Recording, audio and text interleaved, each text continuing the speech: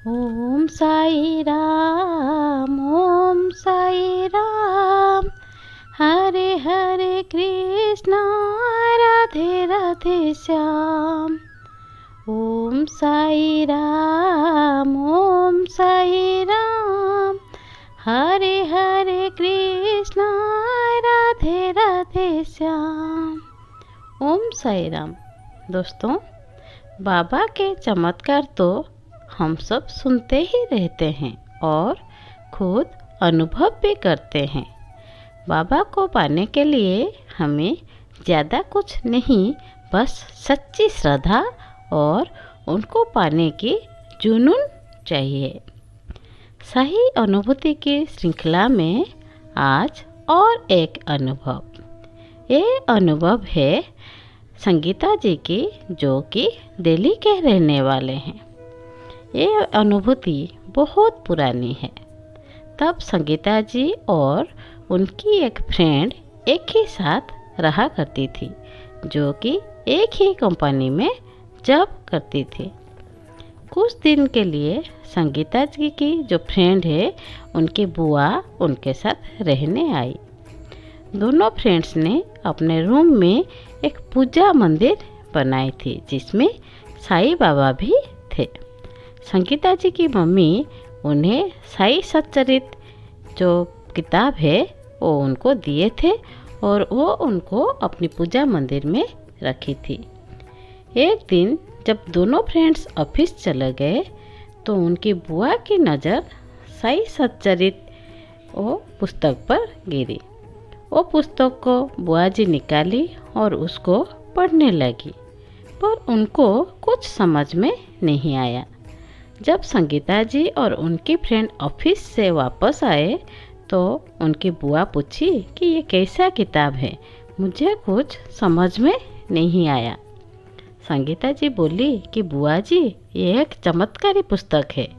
अगर आप मन में कुछ इच्छा रख के इसे 7 दिन में पढ़ के समाप्त कर लोगे तो आपकी इच्छा अवश्य ही पूरी हो जाएगी।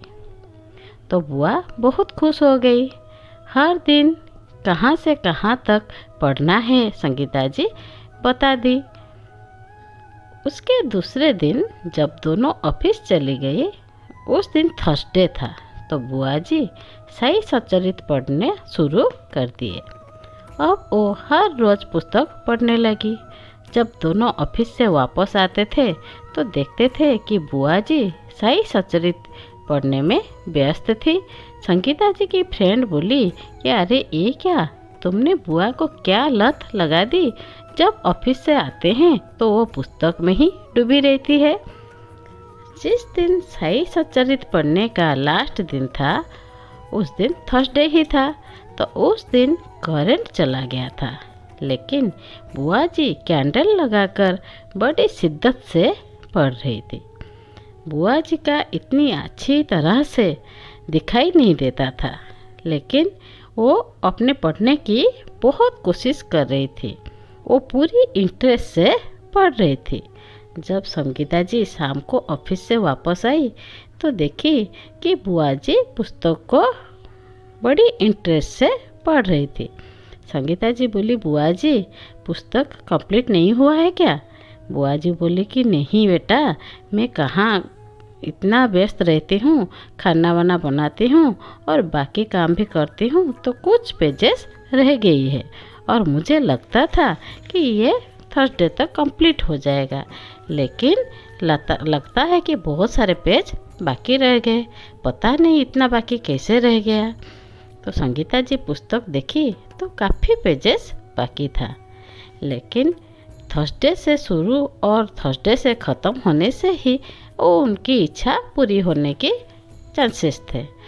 तो वो बोले कि आप ज़्यादा चिंता मत कीजिए, मैं फ्रेश होकर आती हूँ, दोनों मिलके पुस्तक समाप्त कर देंगे, कोई परेशानी नहीं है।